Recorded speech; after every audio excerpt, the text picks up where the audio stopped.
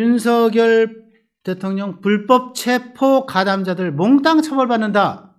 쌍코트가 있습니다. 더블 코트가 있다는 점 유의해 주십시오. 누가 한 말이죠. 윤석열 대통령의 불법 체포 가담자 몽땅 처벌받는다를 주제로 여러분과 함께 나눠보겠습니다. 네, 시작하기 전에 구독, 좋아요, 알림 설정 부탁을 드리겠습니다. 네, 누구냐면 김종민 변호사입니다. 김종민 변호사, 딥리드의 고정필진, 문화일보 초빙 저널리스트고요. 고정필진이고, 이분은 연수원 21기입니다. 사법연수원 21기. 그래서 검찰로 오래 하시다가 순천지청장을 끝으로 해서 이제 나왔죠. 그리고 대검 검찰개혁위원을 지냈고, 바른사회운동연합 거기 공동대표, KBS 이사를 최근까지 지냈어요. 지금은 이제 SNL 파트너스라고 하는 이제 로펌이 있는데 거기에 파트너 변호사로 일하고 있다 말씀을 드리고, 기본적으로는 원래 이 사람의 성향은 반윤입니다. 제가 잘 알고 있습니다. 이 사람은 기본적으로 친한도 아니고 친윤도 아니에요. 반한, 반윤의 입장에서 윤석열 대통령 계엄 전까지 윤석열 대통령을 굉장히 비판했던 사람입니다. 그런데 계엄을 물론 찬성하지 않죠. 그런데 계엄 이후에 야당의 태도, 그리고 공수처의 이 불법적인 위법적인 수사에 대해서는 내가 법조인으로서 가만히 있을 수 없다. 그래서 오늘도 문화일보 딥리드 한 기면에 걸쳐서 이 글을 썼는데, 윤석열 대통령의 불법 체포 가담자들 몽땅 처벌받는다라는 내용을 압축시켜서 여러분과 나눠보겠습니다. 공수처의 윤석열 대통령 체포영장 왜 불법인가 여러분 보겠습니다. 헌법 84조에 대통령은 내란 또는 외환의 죄를 범한 경우를 제외하고는 재직 중 형사상의 소출을 받지 아니한다. 그렇죠? 근데 이번에 대통령이 내란 혐의를 받고 있죠? 그러면 공수처가 수사할 수 있는 거 아니냐? 아니죠. 공수처는 수사를 못합니다. 내란죄는 누가 수사해요? 경찰이 수사합니다. 수사 준칙, 규정 이런 것들이 있는데 내란 수사 관할은 경찰이다라고 하는 걸 분명하게 천명하고 있습니다. 이거는 이미 19년 말에 저희 지금의 이제 이 국민의힘의 전신 자유한국당인가요? 이쪽에서 만을 제외하는 이제 민주당과 이제 그 소위 좌파 정당들 연합에서 소위 검수완박법, 검찰의 이제 수사권을 빼앗아 가지고 수사 개시권을 빼앗아 가지고 경찰에 주는 때부터 이미 시작이 됐던 겁니다. 그때 경찰과 검찰의 수사 협력에 대한 이 조문들이 만들어지고요. 그리고 검찰의 수사 개시권 중에서 몇 개 안 남겨놔요. 5개인가 남겨놓죠. 그때 그 위에는 전부 경찰의 수사 개시권을 넘겨주거든요. 이 얘기입니다, 지금. 공수처는 그 뒤에 생겼는데 내란죄를 수사할 수 있는 권한에 대한 규정이 전혀 없어요. 근데 공수처가 지금 하고 있는 거잖아요. 적법 절차 훼손이죠. 민주주의를 지키고 법치를 지키는 정말 원리, 듀 프로세스 오브 로. 개인의 권리가 수사기관, 공권력에 의해 불법부당하게 침해당해서는 안 된다. 체포, 구금당해서는 안 된다. 그러기 위해선 법을 절차를 지켜야 된다. 공수처의 주장은 뭡니까? 대통령의 직권남용죄에 대한 수사권이 있기 때문에 직권남용죄 수사할 수 있어요. 고위공무원에 대한. 이걸 수사하다 보면 내란죄까지 갈 수 있어. 이렇게 얘기하는 겁니다. 그런데 틀렸습니다. 다른 게 아니라 틀렸습니다. 이것은. 어떻게 틀렸느냐? 김종민 변호사가 이렇게 얘기합니다. 현직 대통령에게 직권남용죄 수사는 안 되죠. 왜? 헌법 84조 뭐라고 되어 있어요? 현직 대통령 수사할 수 있는 거는 오직 내란 또는 외환의 죄죠. 직권남용죄는 현직 대통령에게 수사할 수 없어요. 공수처는 수사할 수 없어. 경찰은 내란죄 수사할 수 있어. 대통령에게 직권남용죄 수사라는 첫 단추를 끼울 수 없기 때문에 그 다음 단계인 내란죄 수사라는 두 번째 단추 열시 끼울 수 없다. 이런 얘기를 하고 있는 거예요, 지금. 따라서 공수처의 체포영장 청구, 법원의 발부, 그리고 집행 시도 모두 위법이다. 영장 집행을 경찰이 대신 하는 이것도 법에 없다. 근거가 없다. 탈법, 불법이다. 경찰이 대신 하려면 형사소송법이나 공수처법에 그 근거 조항이 나와야 돼요. 공수처가 영장 집행을 경찰에 맡길 수 있다. 위임할 수 있다. 그리고 이걸 지휘할 수 있다.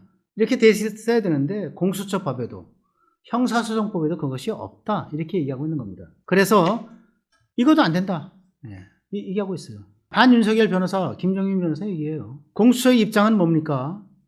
경호처와 국방부에 공문을 보냈죠. 공수처가. 경호처 구성원들과 국군 장병들이 적법한 영장 집행을 방해할 경우 형사처벌을 받을 수 있다. 체포를 방해할 때는 뭐로 처벌받아? 특수 공무집행방해, 그리고 직권남용 권리행사방해, 이거를 처벌받을 수 있다. 협박하는 공문을 보냈습니다. 그러니까 너희들 우리가 체포영장 집행하려고 들어갈 때 무시무시한 우리 조폭 잡는 또는 마약 범죄 잡는 마수대 형사들 들어가는데 너희들 까부지 말고 순순히 응해 라고 얘기하고 있는 거예요. 공수처 입장은 물론 그렇습니다. 너희들 처벌받을 수 있어. 국회의원도 체포하겠다 그랬죠. 오동 공수처장이 얘기했습니다. 지난주였나요? 그 체포영장 집행하는 그 전후에 지금 국민의힘 국회의원들이 40명인가 갔을 겁니다. 아마 40명. 거기는 뭐 친한이었던 장동혁 의원까지 갔었습니다. 그 국회의원들이 가가지고 막았죠, 같이. 불법, 위법적인 영장 집행 안 된다.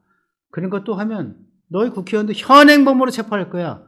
공수처 입장은 물론 그렇습니다. 그러나 김정민 변호사의 견해 그리고 상당히 많은 헌법학자, 법률학자들, 법조인들의 견해는 다르다라는 얘기를 지금 말씀드리고 있는 거예요. 공수처가 위법적인 방식으로 영장 발부를 받아서 영장을 집행해서 대통령 수갑을 채워서 끌고 나와서 거기서 대통령을 신문해서 뭔가 증거를 채취했을 때 그 증거는 위법적인 방식으로 된 것이기, 즉 적법 절차 훼손이기 때문에 증거로 채택될 수 없다. 이거를 법률용어로 위법 수집 증거라고 얘기합니다. 위법 수집 증거는 적법 절차에 따르지 않고 수집한 증거이기 때문에 형사소추 과정에서 또는 재판 과정에서 이거는 증거로 채택되지 않는다.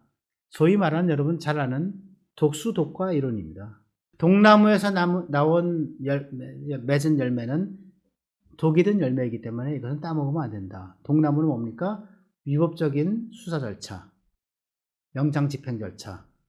그래서 나온 증거, 독과죠. 즉 이건 증거로 채택하면 안 돼. 독수독과 이론입니다. 민주주의 국가들은 독수독과 이론, 독수의 과실 이론, 위법 수집 증거, 배제 원칙 이거 다 민주주의를 지키는 원칙으로 적법 절차 원칙으로 지키고 있어요. 형법 제124조 이렇게 되어 있습니다.